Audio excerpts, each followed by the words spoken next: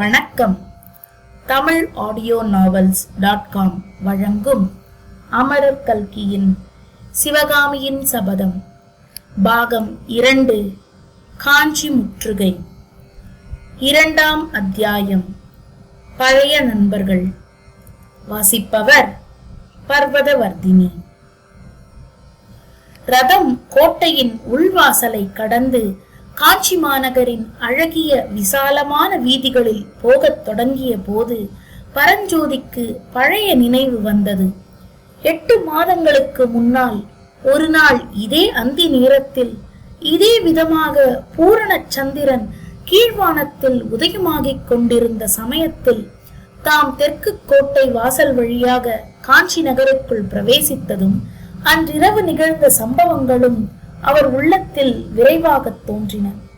அன்று அவர் காஞ்சியில் பிரவேசித்ததற்கும் இன்று பிரவேசித்ததற்கும் எவ்வளவு வித்தியாசம்!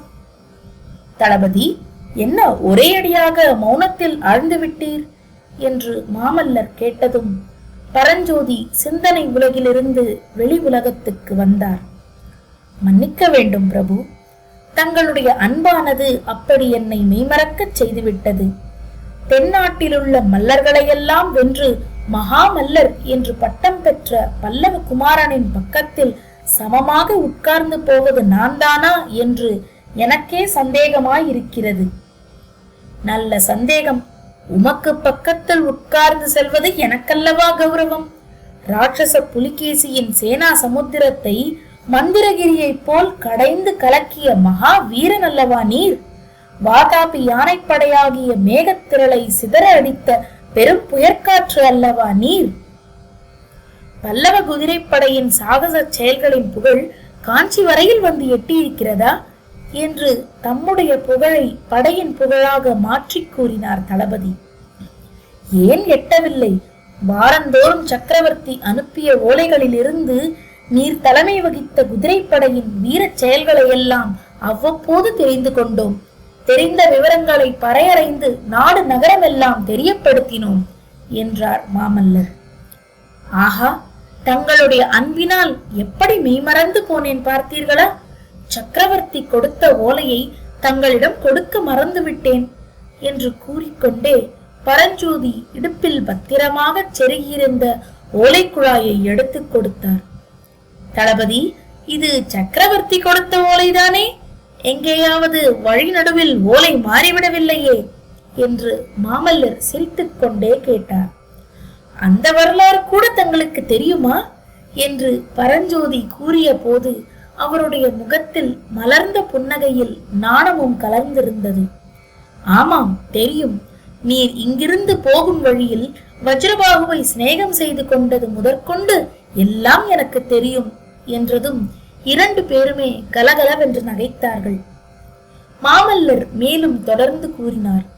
சக்கரவர்த்தி 8 மாதத்துக்கு முன்பு இங்கிருந்து கிளம்பிய போது நானும் வருவேன் என்று எவ்வளவோ பிடிவாதம் பிடித்தேன். சக்கரவர்த்தி அதை உறுதியாக மறுத்துவிட்டார். அப்படியானால் வார வாரம் போர்க்களத்தில் நடப்பதையெல்லாம் விவரமாக எழுதி அனுப்ப வேண்டும் என்று கேட்டுக்கொண்டேன். அந்த படியே சக்கரவர்த்தி எழுதி அனுப்பி வருகிறார்.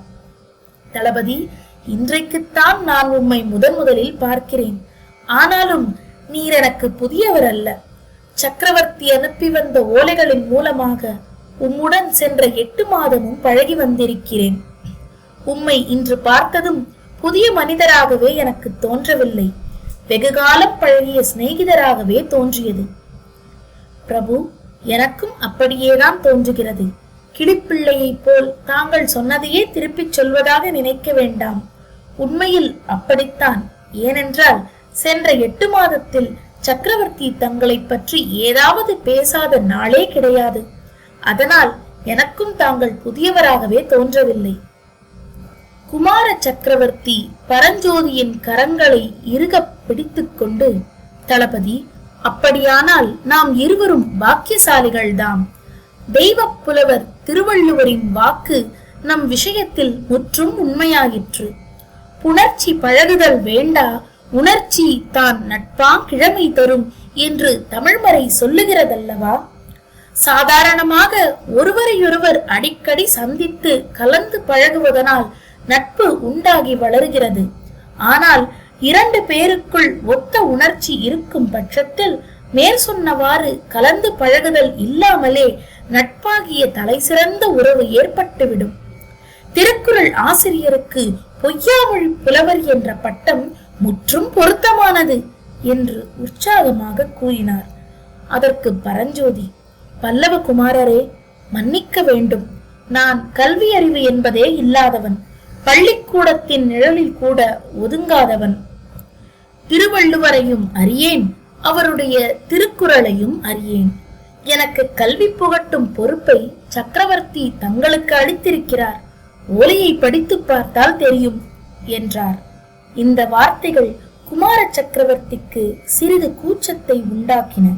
அதற்கென்ன தளபதி, சக்கரவர்த்தியின் கட்டளை எதுவானாலும் சந்தோஷமாக நிறைவேற்றி வைக்க நான் கடமைப்பட்டவன் என்று அவர் சொல்லி முடிப்பதற்குள் தளபதி பரஞ்சோதி, ஆனால் எனக்கு கல்வி கற்பிக்கும்படி சக்கரவர்த்தி தங்களுக்கு ஆக்ஞையிட்டிருப்பது என்னுடைய நன்மைக்காக அல்ல, தங்களுடைய நன்மைக்காகத்தான் என்றார்.